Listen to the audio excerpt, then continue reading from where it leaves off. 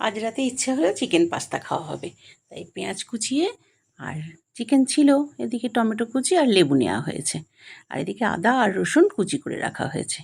কড়াইতে তেল দিয়ে দুটো শুকনো লঙ্কা ফোড়ন দিয়ে রান্নাটা হচ্ছে।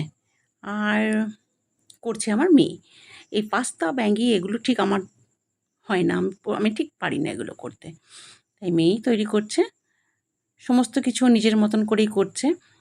পেঁয়াজটাকে একটু ভেজে নিল, তার মধ্যে আদা আর রসুন কুচিটা দিয়ে দিল, দিয়ে ভালো করে কষে নিয়ে এইবার চিকেনটা তো ছিল ডিপ ফ্রিজে, তাকে বের করে ঠান্ডা করে তাকে পিস পিস করা হয়নি। বললো আমি আগে কষে নিই পুরো মশলাটা দিয়ে, পুরো ভালো করে আমি কষে নিয়ে তারপর আমি গ্রেভি আলাদা করব আর চিকেনটাকে আলাদা করে পিস পিস করব। সেই মতো ও টমেটোটাও দিয়ে দিল, দিয়ে ভালো করে সমস্ত মশলা দিয়ে দিল, দিয়ে কষে নিয়ে এবার চিকেনটাও ওর মধ্যে দিয়ে দিল। আদা রসুন আর এদিকে গুঁড়ো মশলা যেমন দেয় সেই রকমই। এই দেখো, এবার মাংসটাকে আলাদা করেছে আর গ্রেভিটাকে আলাদা করেছে, করে এই দেখো মাংসটাকে পিস পিস করে নিয়েছে, পাস্তা সেদ্ধ করে নিয়েছে।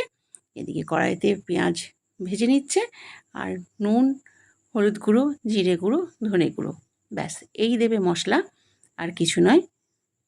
আমাকে বললো নাও কেমন হয়েছে খেয়ে বলবে। তুমি তো বলো যে আমি খুব ভালো করি ভালো করি, আজ কেমন করেছি দেখো। মেয়ের হাতে রান্না কখনো কি খারাপ হয়? সেদ্ধ করা পাস্তাটাও দিয়ে দেওয়া হলো, আর গ্রেভিটাও দিয়ে দেওয়া হলো, আর তার সঙ্গে চিকেনটাও এবার মিশিয়ে দেওয়া হবে, যেটা কুচি করে রাখা হয়েছে। সত্যিই খেতে খুব সুন্দর, দারুণ অপূর্ব।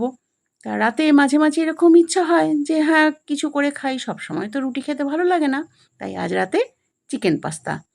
বলো তোমরা কেমন হয়েছে? দেখে কিন্তু দারুণ লাগছে।